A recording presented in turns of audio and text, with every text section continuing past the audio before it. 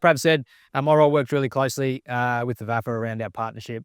Just a show of hands, are many familiar with the program? I know a lot of people probably either hosted a workshop or would have seen it out there in the rounds, so in the Tackle Your Feelings round. So I'll try and piece together enough relevance for clubs that are perhaps, or people hearing in for it for the first time, and also those that perhaps have a little more familiarity with the program.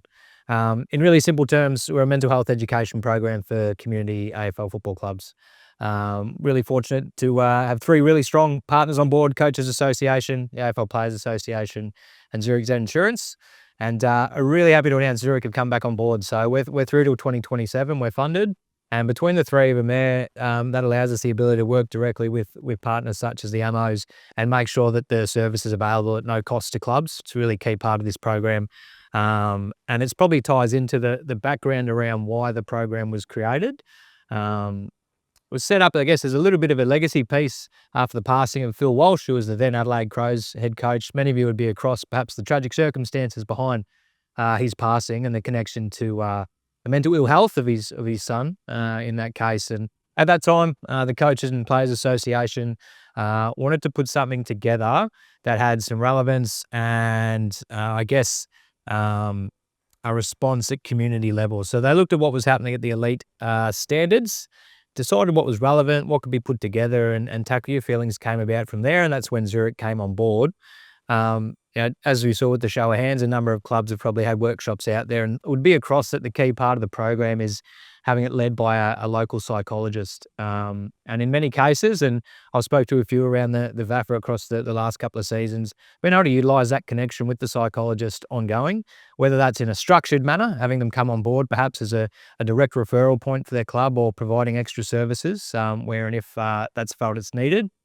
Or in many cases, it's just a nice, opening to have individuals or participants go through and refer directly to the psychologist.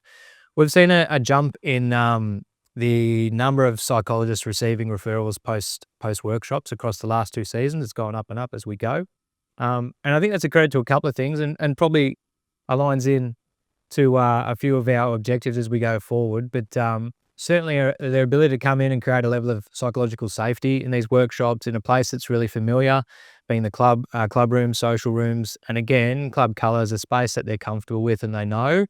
I think it's a real credit to the clubs getting involved, to the AMOs and the psychs that run the sessions as well. And we'll continue to utilise them as our key resource going forward as well. And they've had a big part to play in the success we've been able to have. You might have seen this one pop up on socials just across the last month or two, but it gives a pretty good wrap and brings the program to life across 2024. Boys, the real champs are the ones that look after their footy mates.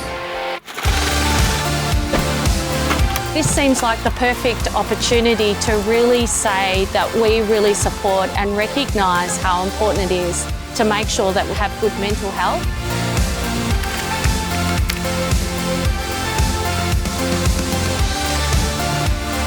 They're struggling in their life, or they're struggling with uni, there's support around them, and it may not be from the footy club either, it could be from anyone.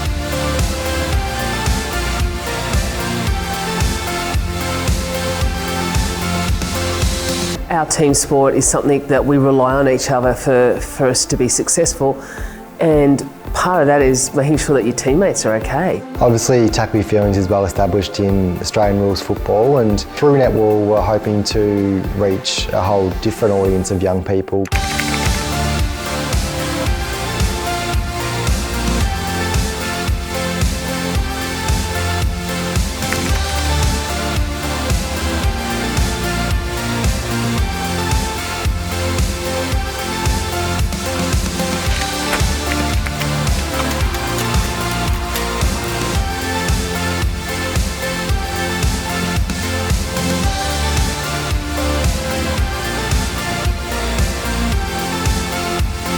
You don't need to have all the answers. Quite often the answers are within them. It's just a matter of being alongside them and actually supporting them in navigating of where they need to go.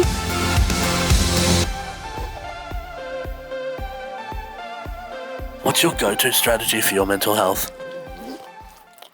I think the one of the final grabs there from Karen McCall, who was our Take Your Feelings Community Champion for 2023, a couple of years ago, was the fact that you don't need to have all the answers. And I think that's where we're really proud to support clubs who in many cases are looking to build out their offerings around wellbeing, welfare, whether that's in a committee structure, whether that's an individual role that's jumping in to help support, I guess, the football operations and moving pieces of our football clubs.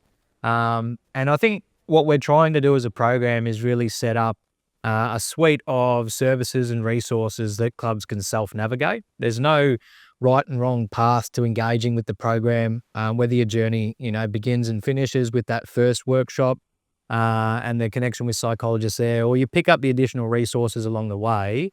We're very much around supporting clubs with however they want to approach this space and hoping to then complement what's happening at league level as well. I know there's a lot of work in that space at the VAFA as well. So certainly everything we talked to today and some of the offerings and parts of the program aren't there to say this is how it has to be and this is the only game plan. We're really aware that clubs have developed their own mental health game plan based on the resources and the individuals and what's happening in the room on the field of their club as well. So please take everything we put forward today as just what we've seen and experienced along the way, and perhaps bits and pieces that you can pick up to support your club along the way.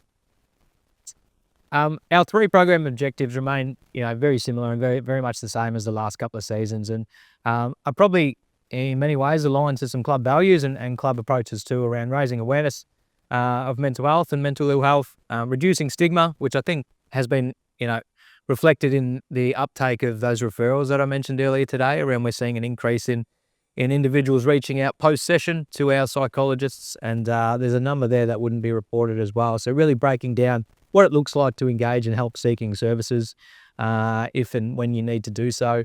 And finally, this is a space we're spending a lot of time in now, is those behaviours around mental health, our local football clubs and communities, probably speaking to a lot of the those that are already in the space where they know this is happening, but our clubs are very much a point of support and contact for a number of things. We've probably gone past it being purely just a space to run out and lace the boots up and have a run around on a Saturday. Clubs are a really supportive space, and our members and those that support them are really utilising it as an avenue, I guess, to support and look out for those around you.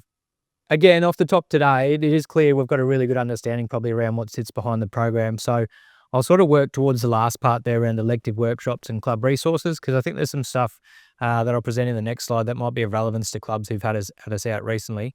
However, the journey always starts with that first workshop at club, as I've mentioned today, led by a psychologist, and obviously clearly connected with Prav and the team.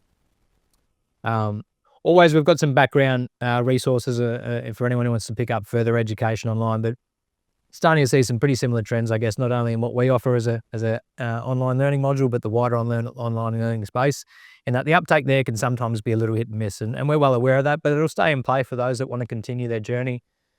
But we're really conscious of creating opportunities, I guess, more unstructured opportunities for micro-learning as well. So across last year, we've launched a webinar series, which will run across this season as well.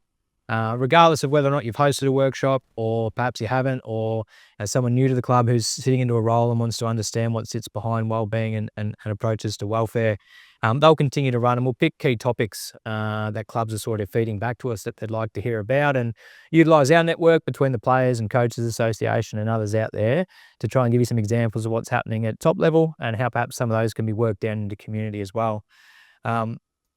Another piece we'll have in the next slide is around elective workshops. So really conscious that clubs want some continuity, I guess, with what they do in the mental health space too. At the start of each season, you don't want to be thinking around what program we're going to do. Is it different to the one we had last year? What can we do to continue to support, I guess, an extended learning path? So in play this season, we'll have an elective around anxiety for clubs that have sort of experienced our program in the last sort of 2 to 3 years and want to have us back. We know player movement stays reasonably steady, across a couple of seasons. So that's why we've sort of put an offering out there to pick back up. Anyone who sort of hasn't been involved in the program for sort of 3+ years, it probably makes sense to start with what we call our foundations workshop. So that first workshop that many of us would have seen, but looking to create opportunities for clubs to reconnect. And as I said off the top, self-navigate as well. There's an additional piece of work that sits within our resources as well that's going to be in play for this year. And I won't talk too deeply on it today, and it'll be one that probably be best placed to connect with clubs if they are going through and experiencing loss or bereavement of players at their club. We've had to think around, what is it that we can do to support clubs that are experiencing loss. And we've got a bit of an action plan in place to utilise our psych network and open up opportunities to engage with them for club leaders and committee when they're thinking around their role in how to support grief and work through that stage. It won't be about putting a workshop in front of players because there's a timing piece that needs to be right for that. But a growth piece for the program in this season and seasons ahead is working with clubs to figure out their response and how they best want to place themselves to support people in a time of loss. But as I said, we'll make sure that the league's got all that information. It supports the wider moving pieces, I guess, that clubs are looking to engage with as a support at that stage. But just another opportunity to work in with under the Tackle Your Feelings banner. This is the piece I mentioned off the top. So if you are a club that's had us out there in the last season or two, a great opportunity to pick it back up and continue the journey if you're looking to do so. This workshop will follow a similar theme around our 3 modules and be built towards providing participants with tools towards the end that they can put into play to help manage their own experience. And again, we'll utilise activities, videos, our ambassadors, and all the moving pieces that are pretty familiar to the flow of our original Foundations workshop. And again, the key part here is no cost. When we can, we'll engage the same psychologist that was out there to run that initial workshop. So trying to really pick up on that connection and provide some ongoing support in that space as well.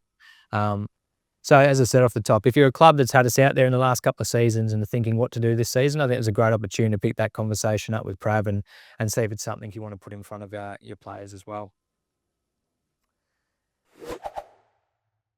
We're here tonight at the St Mary's Salesian Football Club where we're running a Tackle Your Feelings workshop through our partnership with the VAFA. We're also really lucky to have one of our ambassadors, Dylan Buckley, here tonight to talk about his mental health journey and his role with Tackle Your Feelings. And to top it all off, the club have developed a Tackle Your Feelings jumper that they're going to wear this Saturday in Tackle Your Feelings round. So it's great to see clubs investing in mental health and in particular this club going above and beyond. The crew is really excited for us to come down, which is always really nice. Yeah, we're pumped to sort of get the presentation going. Everyone was really eager and keen, and it's awesome to chat to these young kids. I know I wish I had a program like this when I was 19 years of age for sure, and it's so important at that age, such a trying age and so many things in life popping up, but it's really important to be skilled in mental health. They're struggling in their life or they're struggling with uni or whatever, that there's support around them and it may not be from the footy club either, it could be from anyone, but we just felt that it was probably needed just with the age that they are, and they'll learn a lot from that. When I was thinking about doing the reversible jumper, I just suddenly sort of thought, tackle your feelings. This seems like the perfect opportunity to really say to our young men, to all our club, that we really support and recognise how important it is to make sure that we have good mental health. In high school and coming out of it, you don't really have these important seminars anymore because high school really pushes it, but then you come out and you're just straight into the world. You don't really continue the conversation, but just after footy training, having a chat about just mental health is just really good to keep people on top of it and make sure everyone's aware of the current stigma around it.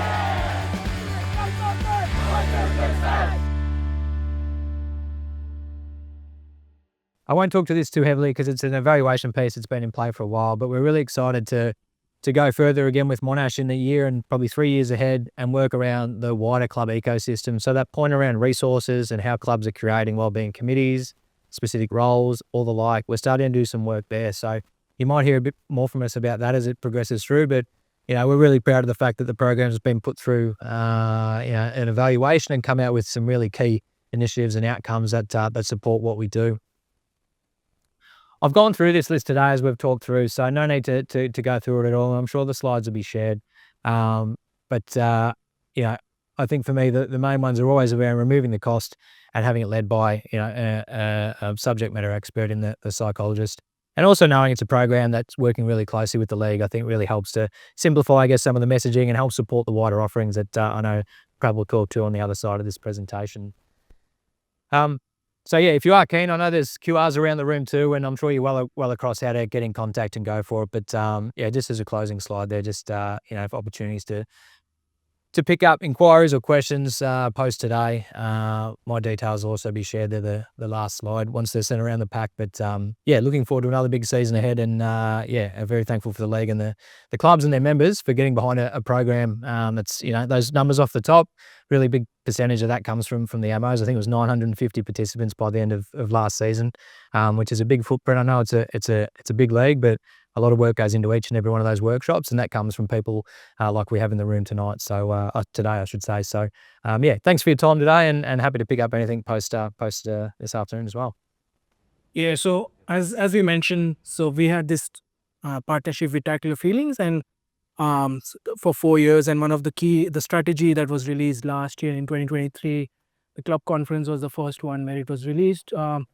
Player welfare was a key aspect of that, and we decided we want to give back to the players who play in the competition. So we came up, so we knew about the Converge International's partnership with the AFL. They are the mental health service provider at the AFL level to all the elite clubs.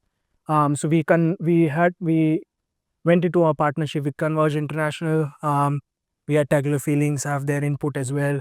So we did that just for the players in 2024 season, but our plan is to get it to the 20 players, coaches, and then to the volunteers who participate in the club as well.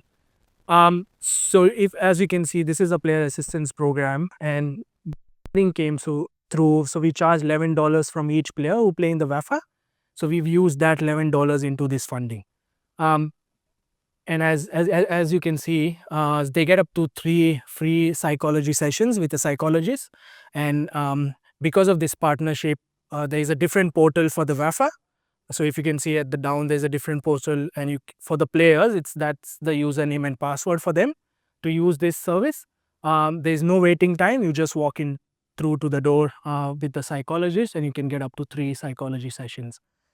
This was really good for 2024, because when I used to go for it sits really well with Tackle Your Feelings program, because you educate your players, your coaches, and everyone present in there about the mental health program, and the importance of mental health. And then we have this service for the players as well.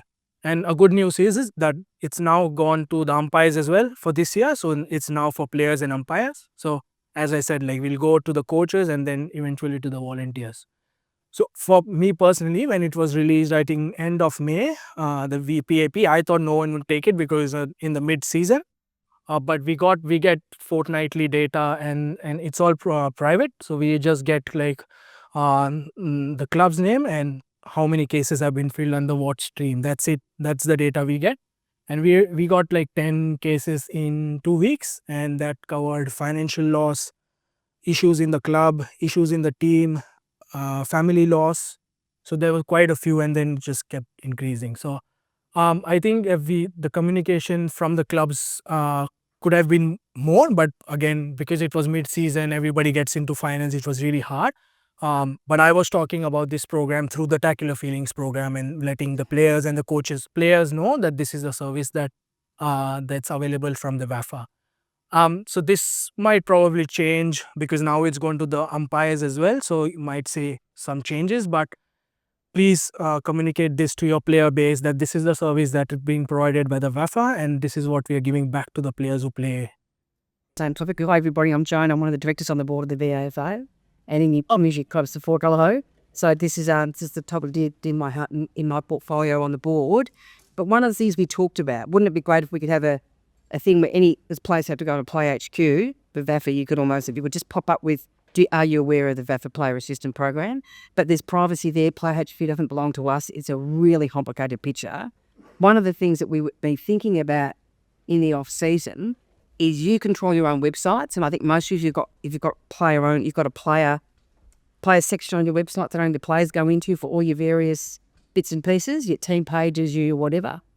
That one of the things we thought about, and it's an opportunity just to raise it for you to think about as clubs, is whether you, with your website provider, you've got control of it. You could put a pop-in that comes up when your players have to go to their player page, It doesn't have to be there for the whole season, but you could do it periodically. That just says, are you aware of that this gets provided by the VAFA or by us, by the association for free? It was just another idea, because we do know, going to, I think it was you, Tamaz, asked the question.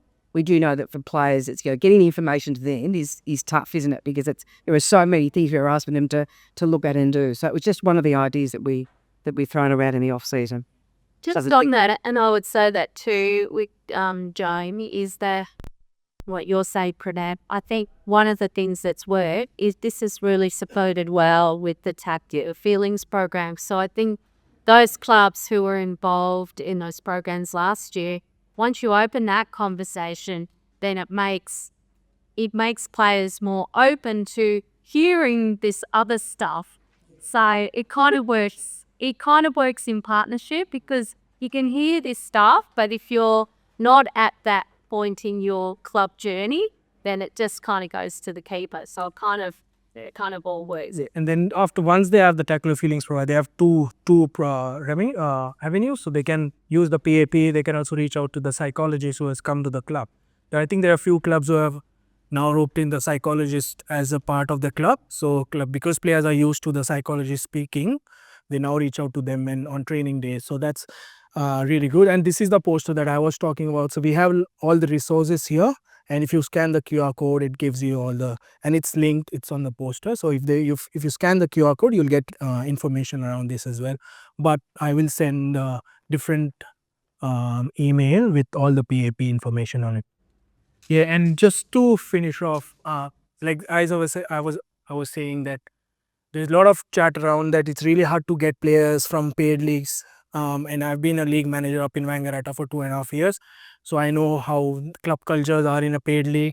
And I play cricket at Paran, so there's no money involved in there. For a person who comes from a different country, why do I go back to the same club who doesn't pay me money? Because it gave me good people. It gave me connections to get a job. It gave me good people in Wangaratta. They gave me those families up there. It gave me a good club up there. This is what I get out of that club. So I know it's very easy for me to say that, but it's because I lived away for 2.5 years, I came back to the same club. Because you play ones, twos, you get messages from clubs to come and play for money, but this is the reason why I stay back to the club. So if we sell this as a club, like this is what the VAFA gives. We do Tackle Your Feelings program as a player welfare, and we want to look after you.